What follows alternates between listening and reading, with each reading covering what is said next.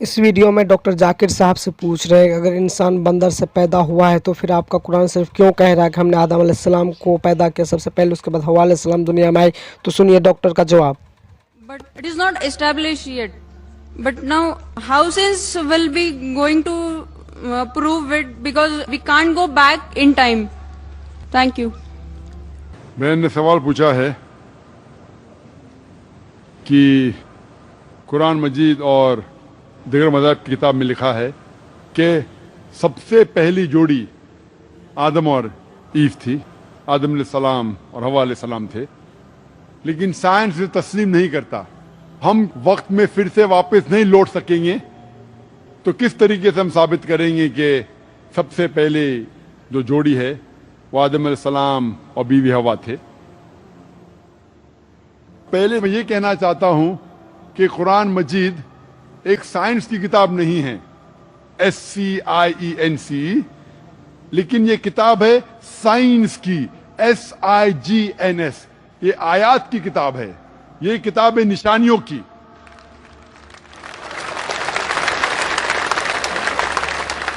اور قرآن مجید میں سب سائنس کے فارمولا نہیں ہیں، لیکن قرآن مجید میں 6000 سے زیادہ آیتیں ہیں، 6000 سے زیادہ نشانیاں ہیں، اور اس 6000 میں سے 1000 سے زیادہ الحمدللہ سائنس کے بارے میں بات کرتی ہے.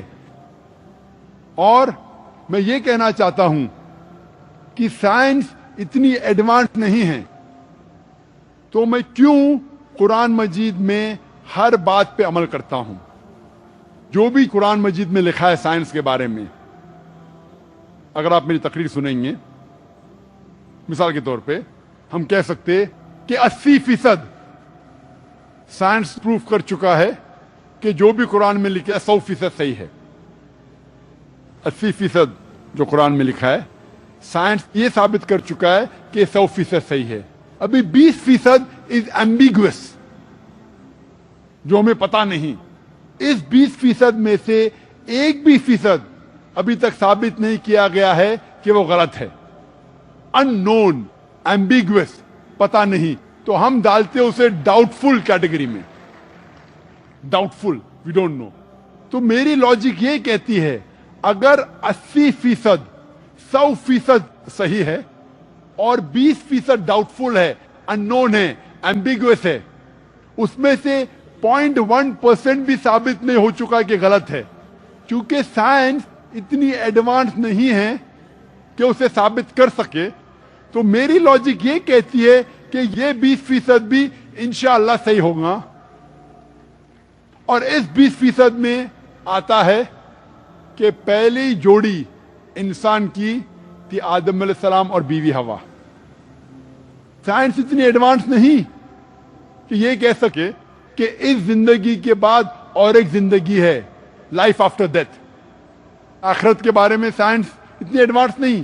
سائنس یہ نہیں تسلیم کرتی جو قرآن میں لکھا ہے کہ قرآن میں ذکر ہے جنت اور دوزخ کا، قرآن میں ذکر ہے جن کا. سائنس اب تک اتنی ایڈوانس نہیں کہ اس کے بارے میں کہہ سکے کہ یہ صحیح ہے. تو بہت سی چیزیں جو قرآن مجید میں لکھی تھی 1400 سال پہلے، اکثر چیزیں سائنس تسلیم نہیں کرتی تھی. لیکن آج سائنس ایڈوانس ہونے کے بعد، سائنس ترقی کرنے کے بعد 80% سے زیادہ ہم یہ کہہ سکتے ہیں کہ سائنس آج تسلیم کرتی ہے کہ 100% صحیح ہے. انشاءاللہ ہو سکتا ہے کہ 50 سال بعد، 100 سال بعد، 200 سال بعد سائنس یہ بھی تسلیم کریں گی کہ جنت ہے، دوزخ ہے، جن ہے، اینجل ہے، اور یہ بھی تسلیم کریں گے کہ پہلی جوڑی آدم اور بیوی حوا تھی. I am Wasim Bhandari. I am from Bijapur, Karnataka. I asked one of my friends to come to this program, but he said, I cannot come, but I have a question, and you asked this question to Dr. Zakir Naik. So the question goes like this. وہ پوچھتے ہیں کہ قرآن میں ایک جگہ بولتے ہیں کہ ہر ایک چیز کا حساب لیا جائے گا. And just now you said, اور یہ کوشچن وہ بھی بولتا ہے کہ اگر اللہ چاہیں گا تو ہر گناہ کو معاف کر کے جنت میں داخل کریں گا. So isn't it a contradiction? This is why he is asking, because I say there is no contradiction in the glorious Quran. And this has been said by Dr. Zakir Naik, and I assure you that there is no contradiction. Thank you. भाई साहब ने अपने गैर मुस्लिम का सवाल पूछा है और कहते हैं कि कुरान मजीद में लिखा है कि हर अमल का हिसाब लिया जाएगा, और मैंने अपने तकरीर में कहा हूँ कि अल्लाह ताला अगर चाहे तो किसी को भी माफ़ कर सकता है। तो ये कॉन्ट्रडिक्शन है कि नहीं? जो लोग को कुरान के बारे में इल्म नहीं है उनको गलतफहमी हो सकती कि कॉन्ट्रडिक्शन है। जब अल्लाह ताला फरमाते, कई जगह अल्लाह ताला ने फरमाया कि जर्रा भर अगर आपने नेक काम किया है तो अल्लाह ताला उसका हिसाब लेगा, और जर्रा भर गलत काम किया उसका हिसाब लेगा, इसमें कोई शक नहीं। लेकिन साथ साथ ये भी लिखा है कि अगर अल्लाह चाहे तो आपको माफ कर सकता है। लेकिन अल्लाह सिर्फ ऐसा नहीं चाहता है कि यह आदमी अच्छा दिखता है तो इसको माफ कर दूं, यह आदमी का शक्ल बुरी है तो उसको माफ नहीं करूंगा, यह आदमी गोरा है तो माफ करूंगा, यह आदमी काला है तो माफ नहीं करूंगा। तो फिर अल्लाह सुब्हानहू व तआला अनजस्ट होंगे। माफ करने के भी क्राइटेरिया है, और अल्लाह ताला कुरान मजीद में ये भी फरमाता है अगर मेरा बंदा तौबा करता है तो मैं उसे माफ करूंगा। तौबा करने के शराइत है, तौबा करने के शराइत है कि अगर कोई आदमी गलत चीज करता है तो पहले उसे मानना चाहिए कि वो गलत है। नंबर 2, उस गलत काम को रोकना चाहिए। नंबर 3, उस गलत काम को फिर से नहीं दोहराना चाहिए। नंबर 4, अगर वो गलती को अंडू कर सके, उस गलती को वापस से अंडू कर सके। मिसाल के तौर पे अगर कोई शख्स चोरी करता है 1000 रुपया, वो वापस दे सकता है, उसे वापस देना चाहिए। तो अगर वो तौबा करता है और चारों शर्तों पे निकलता है तो अल्लाह ताला उसे माफ करेगा। उसका मतलब कॉन्ट्रडिक्शन नहीं है, क्योंकि अल्लाह ताला रहमान और रहीम है। अल्लाह रहमत वाला है, अल्लाह रहीम है।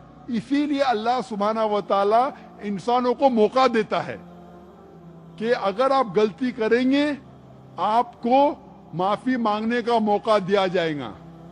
और अल्लाह ताला अगर हर इंसान की छोटी गलती पकड़े और अगर एक भी गलती को माफ नहीं करे तो अल्लाह के रसूल के हिसाब से कोई भी इंसान जन्नत में नहीं जाएगा। इसीलिए हर सूरे के पहले बिस्मिल्लाहिर्रहमानिर्रहीम है। सूरह तौबा सूरा नंबर 9 छोड़ के हर सूरे के पहले लिखा है बिस्मिल्लाहिर्रहमानिर्रहीम, अल्लाह के नाम से जो रहीम और रहमत वाला है। क्योंकि अल्लाह सुब्हानहू व तआला दयालु है, he is loving, he is merciful, he is beneficent. इसमें कोई कॉन्ट्रडिक्शन नहीं। अल्लाह सुब्हानहू व तआला में मौका दे रहा है तौबा करने का और सही रास्ते पे आने का। Hope that answers the question.